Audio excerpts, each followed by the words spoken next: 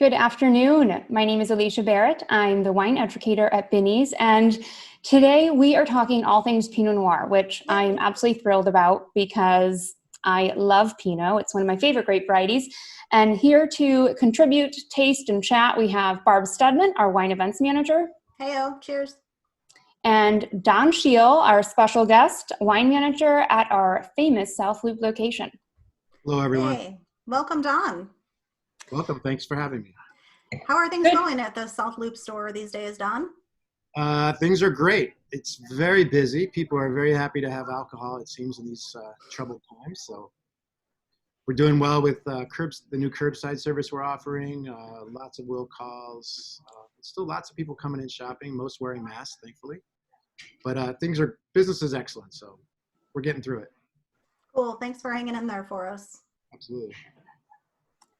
So with that, we have 3 Pinot Noirs today that we're going to taste and kind of take you on a journey around the world, really, because Pinot is grown everywhere, especially cool to moderate climates. It is an early ripening, kind of very thin-skinned variety.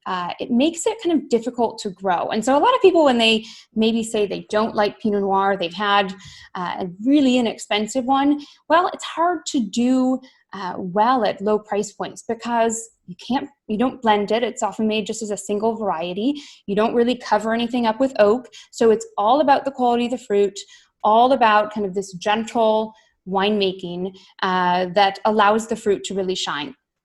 So Pinot Noir has been around for quite a while and calls Burgundy in France home, and actually first documented there back in the 14th century. France still to this day has the greatest number of plantings of Pinot Noir. That's followed by the United States and then Germany. And just a little fun fact, other grape varieties you may know, Pinot Blanc, Pinot Gris, Pinot Meunier, all descendants of Pinot Noir. Pinot Noir tends to make wines that have high acid, low tannins, and that combination makes it a very food-friendly wine. So lots of options for you at home to pair this wine with as well. So again, we're going to start in Burgundy today. We're then going to come on over to the United States and talk about Oregon. We'll talk about California and share kind of what you can expect from these regions. And hopefully you'll walk away with some fun knowledge of each of them. And please do drink along with us, whether it's Pinot Noir in your glass, one or all of these wines, or anything else. Please enjoy yourself. So Don, you were just in Burgundy, I think, a couple months ago. Is that right? That is correct. Actually, first week of March, what I like to call the before time. We were there for about a week, originally to attend a large biannual event, the Grand Jour de Bourgogne, that was canceled. However, all the domains were open for business and they were happy to have us. So it ended up being a great trip. There was 3 of us on this, notorious Barbara Herman and my buddy Kim up in Lakeview. But we enjoyed this trip immensely, and we had a lot of free time to really get in with these domains and visit with the vignerons and discuss everything we wanted to with these guys. So they were great hosts. People were in a good mood there for the most part. They were a little disappointed about the cancellation of the event, but the trip was great. So what I could tell you about Burgundy right now, the 2018 vintage was what we were mostly focusing on, was fantastic. The whites were especially great, but the reds were beautiful. The wines are balanced. I think it's going to be a great, great vintage when these wines start hitting the shelves. 18s are starting to slip in now, but probably later this year or next year when we start seeing some of these reds, it's going to be a vintage to buy. As far as what else is going on over there, the weather was great. The initial reports on the last vintage 2020 are also quite good. So we're excited. That's really great to hear. Yeah. And, one question that we often get, especially with Burgundy being such an age-worthy Pinot Noir, if people are looking to maybe stock up on some of the 2018s, what were some of the winemakers sharing in terms of the ageability of the vintage? How long would you recommend people hold on to those for? Well, unlike maybe in the years past, Burgundy's come a long way. That there were some problems in the 80s and maybe even the 90s with ageability with these white wines. That we're not seeing that anymore. The early oxidation and some of the issues we used to see. The wines have been beautiful. From what I've seen, the balance is there. So these are going to be ageable wines, particularly the whites. very high acid rates, but with beautiful fruit and lift and just balance. The wines are going to be gorgeous. I think it's going to be a good to load up on. That sounds Excellent. great. Yeah. Well, good to hear. And don't forget, folks, white Burgundy, of course, Chardonnay, red Burgundy, Pinot Noir. And you have one for us to taste, and I think you're going to get into probably a burning question of so many. Don, why is Burgundy so expensive? Why is Burgundy so expensive? Yes. Well, first I'm going to show my bottle. Savigny Les Bons, Les Planchots from Jean-Pierre Guillaume, 2016. Why is Burgundy so expensive? Well, there's a lot of reasons. Burgundy is hallowed ground. I mean, it is a UNESCO World Heritage Site as of 2015. So that tells you something. Just for the vineyards alone, they did that. So that's not a common thing you see in wine. There's also just the worldwide demand versus the scarcity of the product is really what drives this.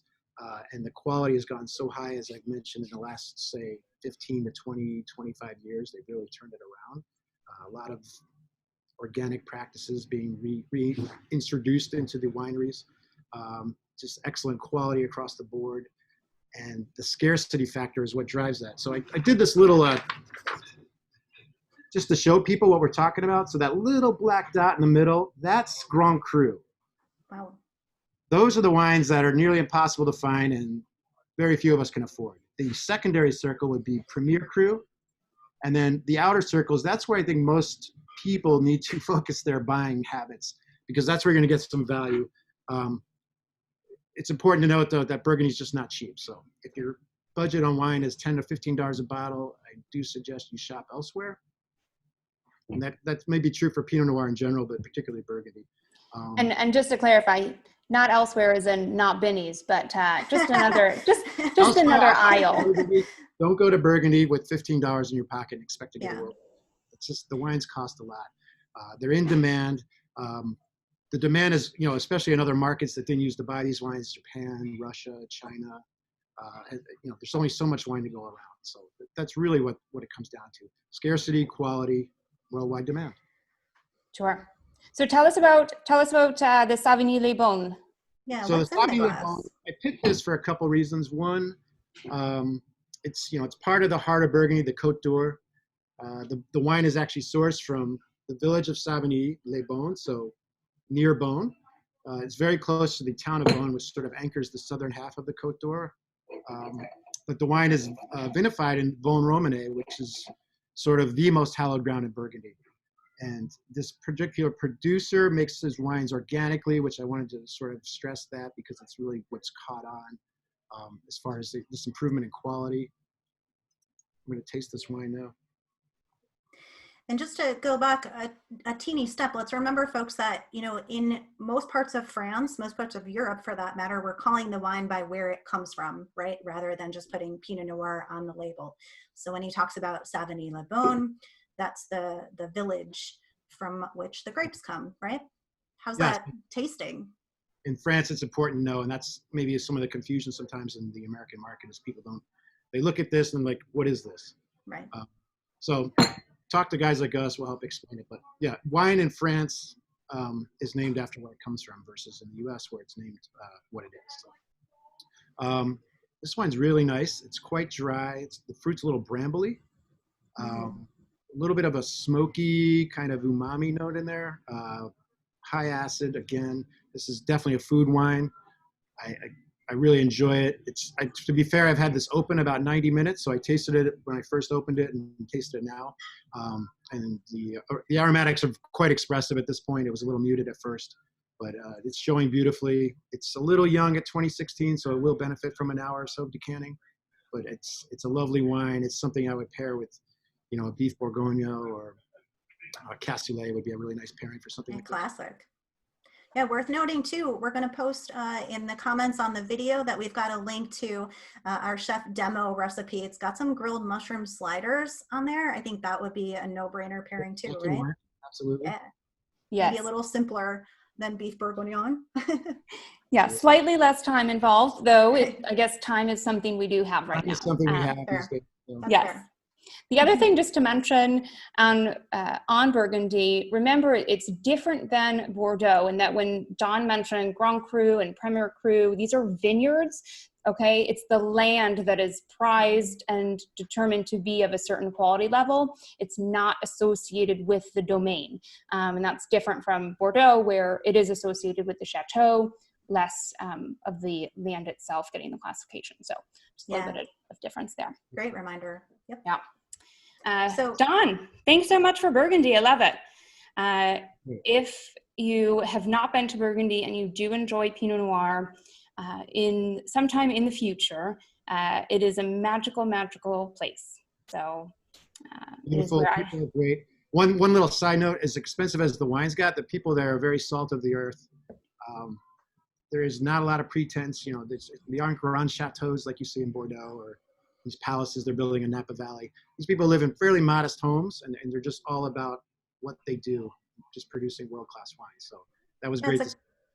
Thanks. That's a good reminder for, wine folks in general. Most of the time we're talking about really salt of the earth farmers, agriculturists. So yeah, I think a lot of times winemakers and vignerons and owners get this rap of being snobby or sophisticated or pretentious, but I'd say 99% of the people I've met in the industry are just like the next door neighbor. Yeah.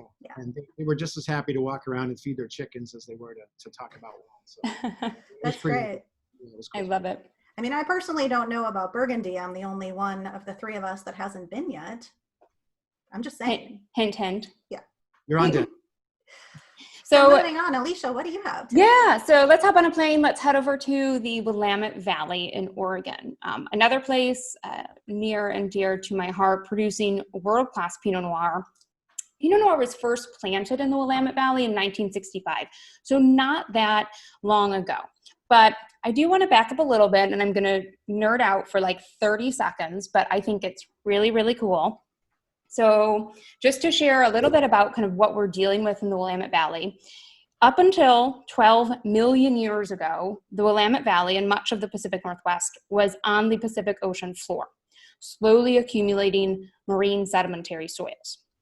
After that, we had two plates collide, plates here, the North American plate and then the one that was over the sea, forcing up the Willamette Valley, all right? Then creating the Cascade Mountains that we know of today that were incredibly volcanic and actually still are.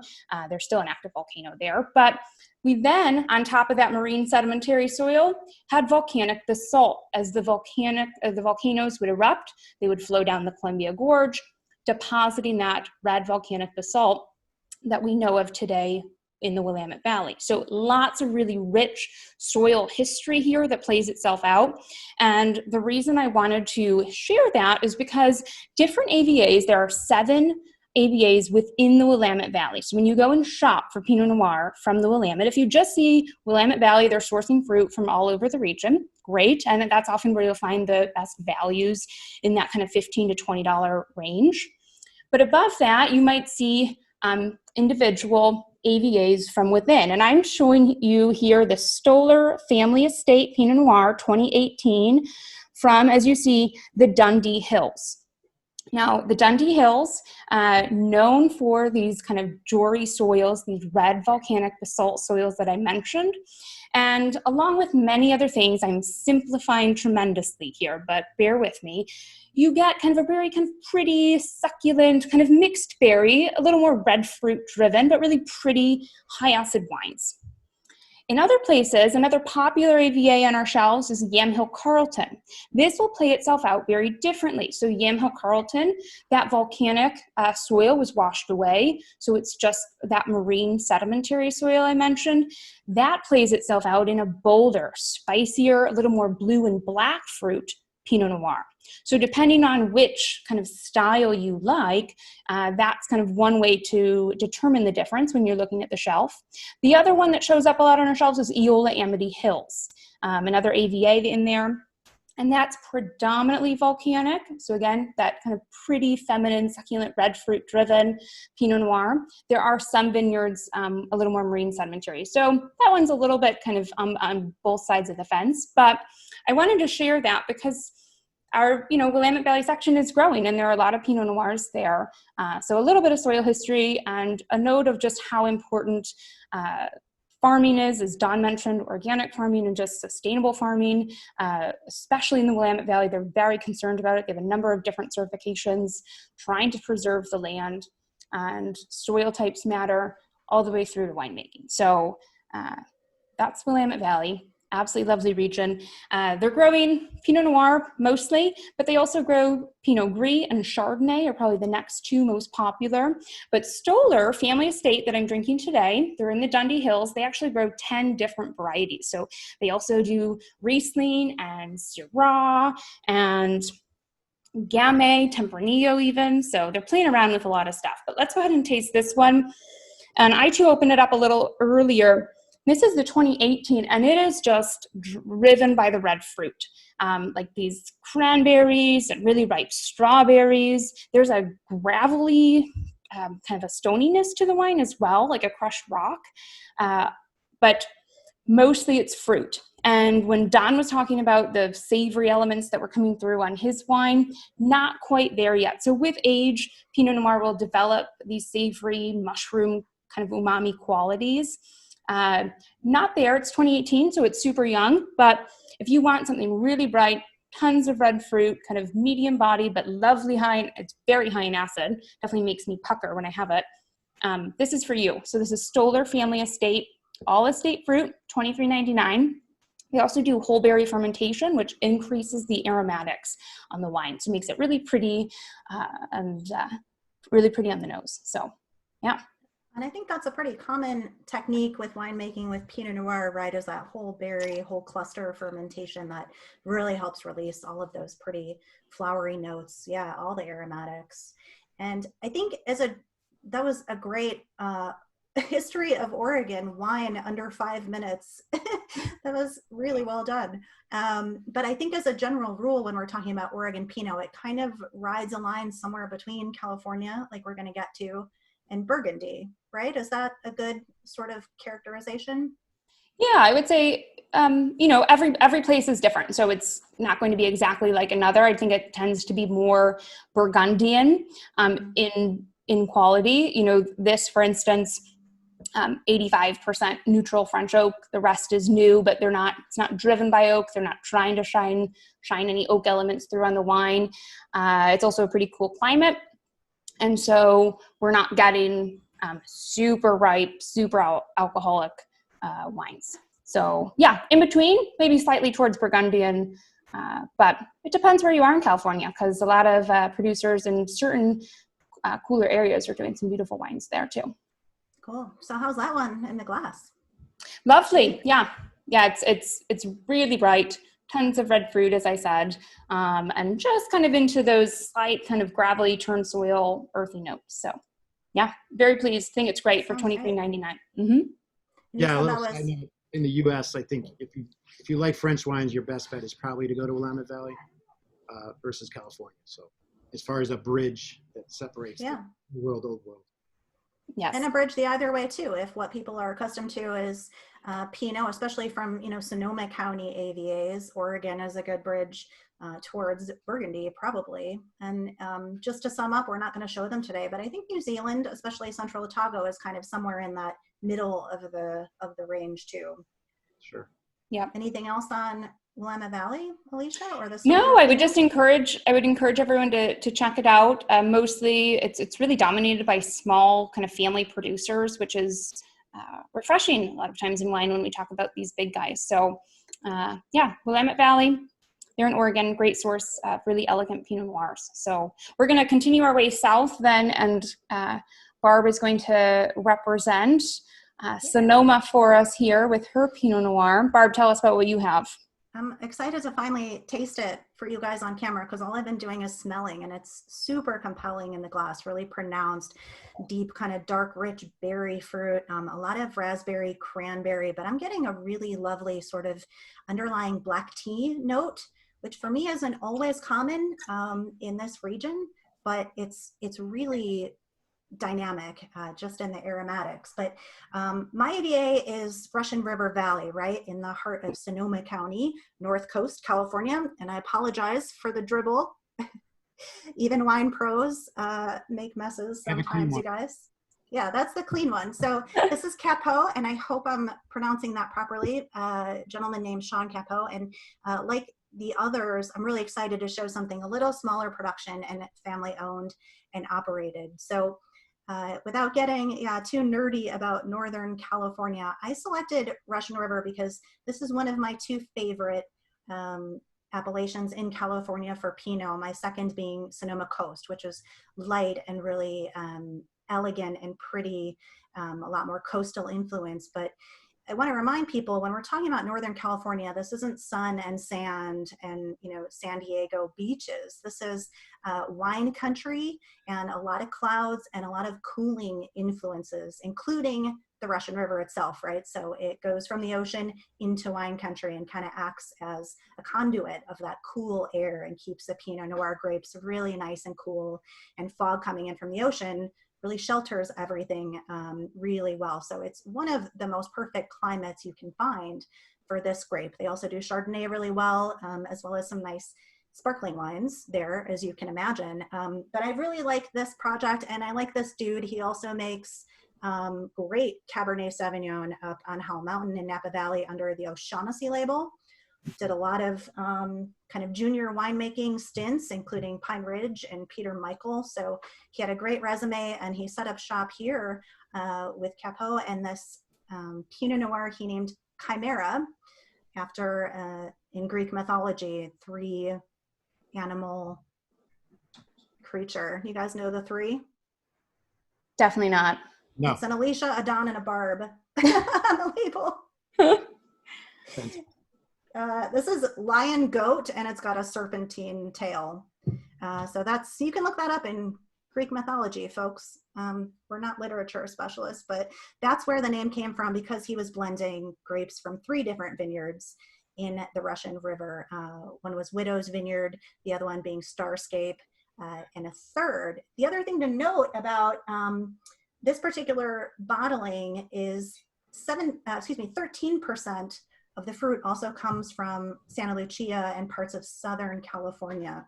So keeping in mind that AVA on the label by California law has to be 85%, right? So this meets its requirements at 87% from Russian River, but that extra 13% gives it a little more weight and riper fruit, right, from Southern California. But enough about all that. Maybe that's why it's 14.5% alcohol. You've been teasing me all morning about my richer, riper Pinot Noir. Alicia, no, she definitely leans more towards old world style wines, and I towards newer world style riper wines that pair wonderfully with a lot of foods. You're right. I do like my the Europeans. They don't eat and drink well. Anyway, but I do want to touch on what Barb mentioned, which is just a nice kind of progression as she's describing. So Russian River Valley, one of the cooler areas within Sonoma, but it's still, you know, there's still some warmer pockets to it. And as she was saying, it's a little bit richer, a little more dark fruit to it. Sometimes people say there's like a cherry cola thing going on, which a lot of people like. And if you are going into Pinot Noir and want to explore it, and you typically like fuller bodied red wines, going right to Burgundy, or even to, you know, kind of the west part of the Sonoma Coast, they might be just kind of too light and delicate for you. So the wine that Barb selected today, and others from certain parts of California, might be a kind of a good transition, because they're kind of richer expressions of it. And this is definitely one of those. On the palate, a lot of the aromatic notes I mentioned, there's also a little bit of kind of a green vegetal undercurrent, all very well balanced. The acidity is really nice, very fresh on the finish. Structure is good, meaning it has like firm, sort of supple tannins. But another note on Pinot, you guys mentioned opening them a little bit early. I also encourage people to chill them down a little bit. Serving and drinking temperature with Pinot can change the game, and I'm really glad I stuck this in the fridge for about 20 minutes right before I opened it, and mine's been open about 45 minutes.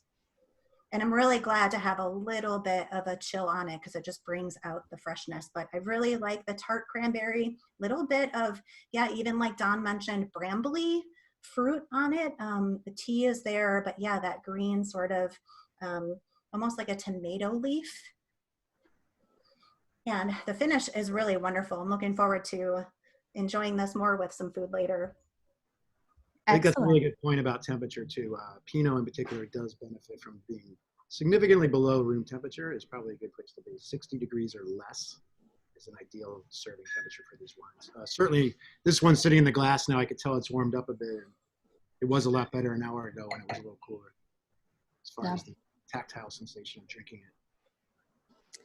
Well, thank you both for your comments and your wines and thoughts on Pinot Noir.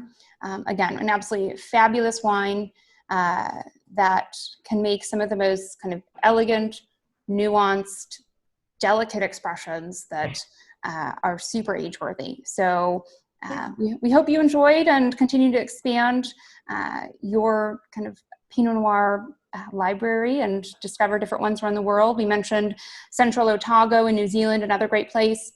Patagonia in Argentina. They're also doing Pinot Noir. South Africa is doing wonderful Pinot Noirs. Australia. So lots of different places to discover. And oh, there we go, little Yarra Valley. So Yarra Valley, very close. Yarra Valley. Well, what? People don't think of Australia, but don't overlook it. This is a tremendous value. Like, we have this on the shelf at $16.99. So if Burgundy's not your jam, this is something to check out if you want to expand outside of California or Oregon. Just looking. Yeah, I've got another backup, just value choice Pinot as well. This is from Patagonia in Argentina. So most people think about Malbec or maybe Torrontés or Cab from Mendoza, but Patagonia is a little cooler, more coastal, so great for Pinot. And this is another really good sort of treasure hunt pick that might not be on your radar, but parts of Argentina and Chile are great for checking out for value Pinot. This one sits around $14 or $15. This is Aniello. Riverside Estate. And like we said in the beginning, Alicia, I agree, it's really tough to do Pinot Noir well for under $20. And that's why most of the time when you guys ask us for a recommendation, and all of ours today are in the mid 20s and above, especially Don's. But we do want to give a shout out to some of those, like Alicia said, great regions of the world that are producing affordable Pinot that's done pretty well. There is good, modestly priced Pinot. You just have to look a lot harder. Yep. Yes. Well, Barb, if you want to throw up the slide that just recaps our wines today, and then we'll also share with you our upcoming virtual tasting. So here are the 3 wines, and thank you all so much for tuning in. Any final thoughts? Thanks for having me, guys. I had a lot of fun. Thanks for coming. And shout out to the folks that tried to watch us live on Facebook. We're still working on our streaming abilities. So thanks for watching our recorded version. Thanks to Don for joining us. And if you're looking for more recommendations, you can always reach out, comments in the thread of the recorded video, or you can reach us at wine@binnys.com. And yeah, we're just going to show you some upcoming events here. Check those out later today and through the coming weeks, and stay tuned for other fun virtual tastings. Thanks for letting me play today, Alicia. You know, Pinot is one of my favorites. Yes. Cheers all. Have a good weekend. Stay safe, be well, drink well. Cheers. Cheers. Thanks, guys.